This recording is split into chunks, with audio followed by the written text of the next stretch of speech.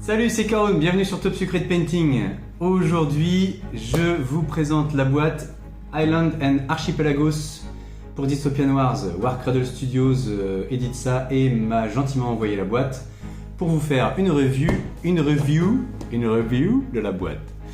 Pour vous faire une review de la boîte. Donc je vais l'ouvrir, on va regarder ce qu'il y a dedans. Et comme pour la boîte des icebergs, on va faire de la peinture, je vais vous montrer comment vous pouvez les peindre. Bien sûr, ça pourra vous servir aussi à peindre des îles que vous aurez fait vous-même avec votre petit polystyrène et votre petit carton. Voilà. Mais sachez que ces îles existent. Alors on va voir un petit peu à quoi ça ressemble. Et puis voilà. Allez, c'est parti. Ok, allez, on ouvre la boîte. Que contient-elle? Vous voyez qu'en fait, vous allez voir qu'en fait, c'est exactement les îles qui sont représentées sur cette belle illustration. Elle est vraiment sympa, hein. Très très sympa. C'est rigolo de voir maintenant les corsaires de l'Union en grand comme ça, maintenant qu'on connaît la figurine d'Armored Clash. On retrouve ce chouette design de F4U corsaire, mais un petit peu plus steampunk que dans la réalité. Alors, qu'est-ce qu'on a au dos de la boîte? Une photo des îles qui vont être contenues dedans. On a 9 îles qui sont incluses dans la boîte. Et évidemment, c'est utilisable par toutes les factions puisque ce sont des décors. Alors, on va ouvrir ça. Vous voyez que la boîte n'est pas énorme. Ça veut dire que c'est pas des gros décors. D'accord? C'est comme pour les icebergs. Ah, quoique la boîte des icebergs était plus grande. C'était une boîte, c'était une des grosses boîtes comme dans les starter des factions de Dystopian Wars. Celle-là, elle est pas très épaisse, c'est une boîte format petit classique là. Et donc les îles sont pas énormes. C'est un premier point à savoir. Alors, on avait déjà, cette boîte date un petit peu, on avait déjà un petit teaser d'Armored Clash pour l'été 2024, c'est arrivé un petit peu après à l'automne. Mais bon, ça c'est un petit peu obsolète. Alors en fait, on a juste un gros sachet de résine. Et hop là, on va trier un petit peu tout ça. Un gros sachet de résine.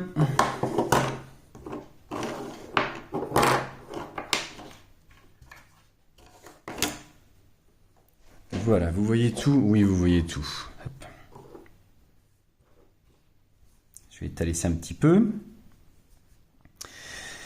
Voilà, donc la plus grosse île, les deux plus grosses îles, c'est ces deux-là. Vous voyez qu'elles tiennent dans la main facilement. Elles sont pas énormes, d'accord? C'est des petites îles qui font la taille à peu près d'un croiseur ou d'un petit flagship. À la rigueur, je vais aller chercher des figurines pour comparer la taille. Donc, elles sont très très jolies ces îles. Je pense qu'elles vont être très très sympas une fois peintes. Par contre, faut le savoir, elles sont pas énormes. Donc c'est pas vraiment avec ça que vous allez habiller votre table de jeu pour Dystopian Wars dans les grandes largeurs, hein. Vous n'allez pas remplir toute votre table avec ça. Mais ça fait un petit lot de décors sympas qui vont être finement détaillés, quoi.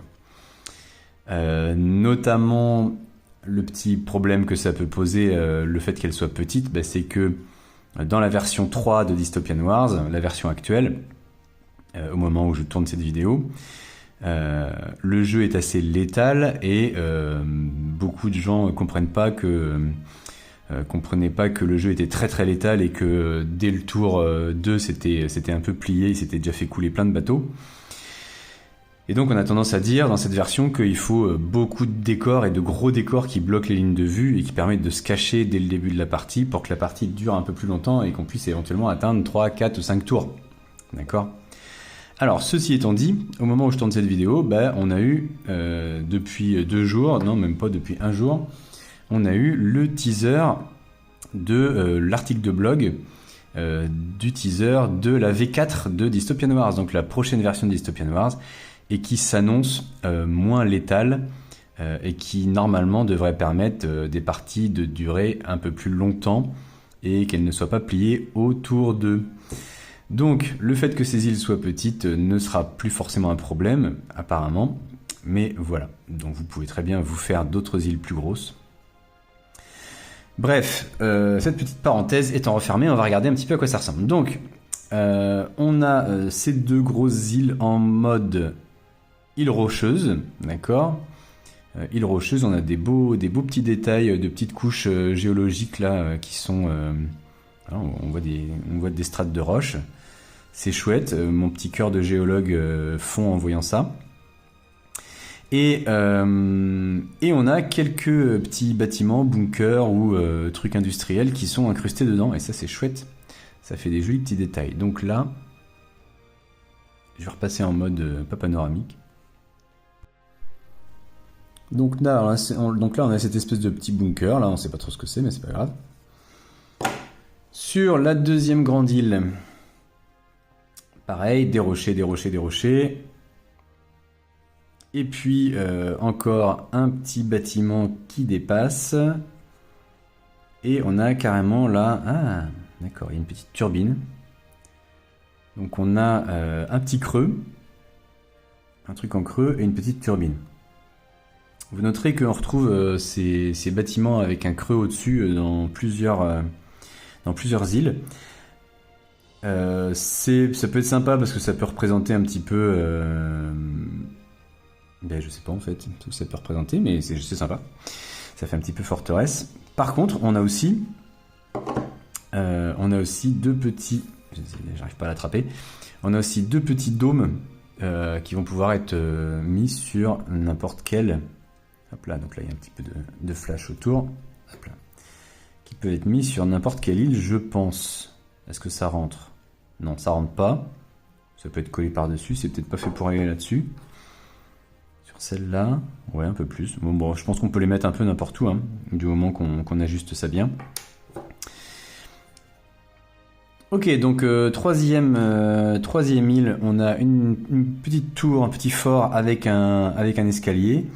Un autre petit bunker, là, une casemate qui est incrustée dans la roche ici. Vous voyez toujours la belle texture des rochers, là, ça c'est chouette quand même. Oh, c'est beau. Ça c'est très joli. Hop, pareil pour celle-là. Bon, par contre, vous voyez, c'est tout petit, quoi. Alors, hop, là, on a des jolis petits escaliers ici, et puis une petite porte. Enfin, c'est une grosse porte. Ok. Encore plus petit. Cette petite île-là, et celle-ci, qui sont à peu près du même format. C'est pas les mêmes... Ah, si, c'est les mêmes. Ah, d'accord, ok. Celle-là, on l'a en double. J'avais pas capté. J'avais pas calculé qu'on avait cette petite-là en double. C'est tout ce qu'on a en double. Oui, le reste, c'est unique. Ok, donc on en a deux comme ça. À moins que j'ai eu un coup de chance, ils disent 9 décors. 1, 2, 3, 4, 5, 6, 7, 8, 9, 10. Ah bah j'ai peut-être eu de la chance d'avoir deux fois cette île-là en fait. Je pense qu'elle doit y être qu'une seule fois. Ouais. Ouais, ok. C'est celle-là. C'est celle-ci, voilà. Ah, je vais pas y arriver. C'est celle-ci. Et elle est en un seul exemplaire normalement. Donc bah, j'ai eu de la chance, j'en ai eu deux. 1, 2, 3, 4, 5, 6, 7, 8, 9, 10, c'est ça. Donc j'ai un décor de trop, un décor de plus. Ok, donc normalement vous en avez qu'une seule, attention.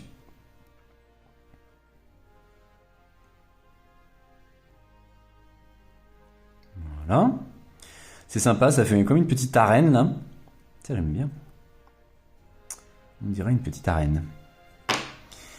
Ensuite, on a des îles en mode un petit peu banc de sable ou terrain bas. Je sais pas si on peut dire que c'est des bancs de sable parce que on a des espèces de crêtes là qui doivent quand même être des espèces de crêtes rocheuses. Je vois pas du sable faire ça ou des dunes faire ça. Donc à mon avis, c'est plutôt des petites crêtes rocheuses et en fait c'est un peu ce qu'on voit à la peinture là. Enfin la peinture sur l'illustration, ils ont fait comme s'il y avait des petits rochers là qui forment des lignes de crête à plusieurs endroits. Donc pour moi c'est plutôt ça et je les peindrais plutôt comme ça. Ok, donc ça, une petite île basse. La petite île aérodrome avec un petit avion craché ici. Mais oui, qu'il est mignon. Ok. Une petite, je sais pas, une petite caserne, une petite cabane. La petite tour de contrôle de l'aérodrome. Et puis encore une petite île basse toute petite. Et encore celle-là aussi avec un petit bunker. Un petit bunker. Ok. Et on a encore ces trucs-là, donc on peut mettre éventuellement dessus, à voir ce qu'on veut afficher ou ce qu'on veut cacher. Bon, alors au niveau taille, vous voyez ici des figurines de navires pour comparaison. Donc, je vous ai mis un Hypatia. Et que vous avez déjà vu, hein. Et vous voyez que il est plus gros que la plus grosse des îles, d'accord? Il est plus gros que la plus grosse des îles. Vous allez difficilement croiser. Voilà, une figurine pourra être à couvert derrière ces îles, mais vous n'allez pas casser un cuirassé ou un dreadnought derrière ces îles-là. Ok. Alors, je vais vous faire une vue plongeante. Attention. Et voilà. Donc, par exemple. Mon Hypatia, il a un petit peu du mal à se cacher derrière quand même.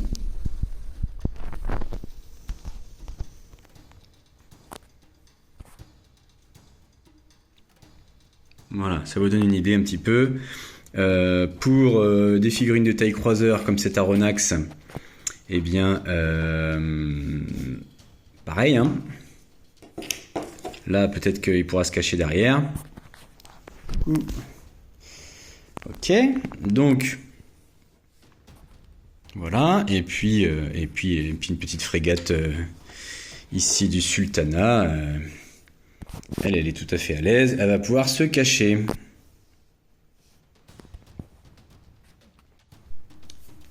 Bon, il me reste plus qu'à préparer tout ça et à peindre tout ça et vous montrer comment les peindre. Donc en termes de préparation, évidemment, on va retirer un petit peu ce qui dépasse sur les côtés, comme à chaque fois avec les figurines en résine. Attention, comme je le redis encore une fois, quand vous avez des trucs comme ça, pas très nets sur le bord, ça va se voir après avec des lavis et des brossages. C'est des petits défauts qui vont être mis en valeur.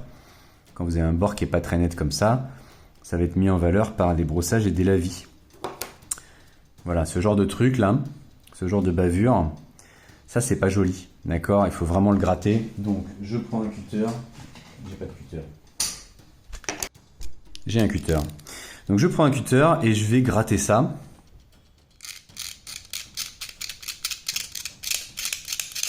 Bien propre.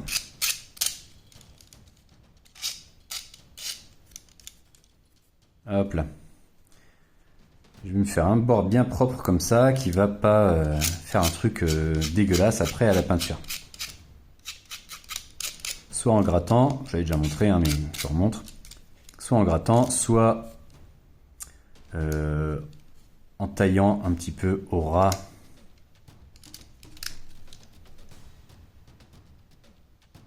Comme ça. En essayant de ne pas faire des trucs irréguliers. C'est moins facile. Peut-être là, dans ce cas-là. Ok. Bref, voilà. Prenez soin de faire des finitions un petit peu propres comme ça. Vous verrez la différence après. Ok, donc je vais faire ça sur toutes les îles et je vais les frotter un petit peu à l'eau savonneuse avec une brosse à dents. Puisque ce sont des pièces en résine, je vais faire ça pour enlever éventuellement les résidus d'agents de démoulage. Est-ce qu'il y a besoin de redresser certaines? Un petit peu bancales? Ouais, ça va. Non, elles sont assez... elles sont bien plates. Elles sont bien plates. Je sais pas si c'est ma table qui est pas plate ou pas. Peut-être que celle-là, elle est un peu... Voilà, celle-là, éventuellement, je pourrais la redresser, mais je sais même pas si je vais prendre la peine. Ça ne m'a pas l'air tellement nécessaire. Voilà, donc je vais les nettoyer et puis les sous-coucher et ce sera prêt pour la peinture. Et voilà, c'est la fin de cette vidéo d'unboxing. Et vous avez peut-être remarqué que j'ai changé d'apparence entre l'introduction et la conclusion de cette vidéo. La raison est simple, j'avais tourné cet unboxing et l'introduction en avril 2025, je crois, d'où le fait que je parle de la V3 qui était encore la version actuelle de Dystopian Wars, etc. Et en fait, je pensais faire une seule vidéo avec l'unboxing et la peinture des îles comme je l'avais fait pour les icebergs. Sauf que, comme j'avais plein de projets de peinture, etc., et que la peinture des îles a été un petit peu longue, ça s'est étalé sur presque un an. Et en fait, je n'y ai pas touché pendant un certain temps, quoi, parce que j'ai été occupé à plein d'autres projets de peinture, notamment pour Love & Wargames, etc. Et donc là, j'ai décidé de mettre un coup de collier, de finir la peinture de ces îles et surtout de filmer les tutos de peinture. Voilà, mais il s'avère que c'est assez long, enfin la vidéo de la peinture va être un petit peu longue comme mes dernières vidéos, en fait aux alentours d'1 heure je pense. Et donc j'ai décidé de séparer la partie unboxing, le petit quart d'heure d'unboxing là, déjà pour raccourcir un peu la vidéo de la peinture. Donc j'ai séparé en 2 vidéos. Et donc pour l'expliquer, je vous retourne cette conclusion que j'avais déjà tournée, mais je la retourne une deuxième fois. Et donc il s'est passé un an, je suis devenu vieux, ma barbe a poussé, elle est devenue blanche, etc. Bref, donc c'est la fin de la vidéo de l'unboxing et la suite très bientôt dans la vidéo de la peinture. Ciao!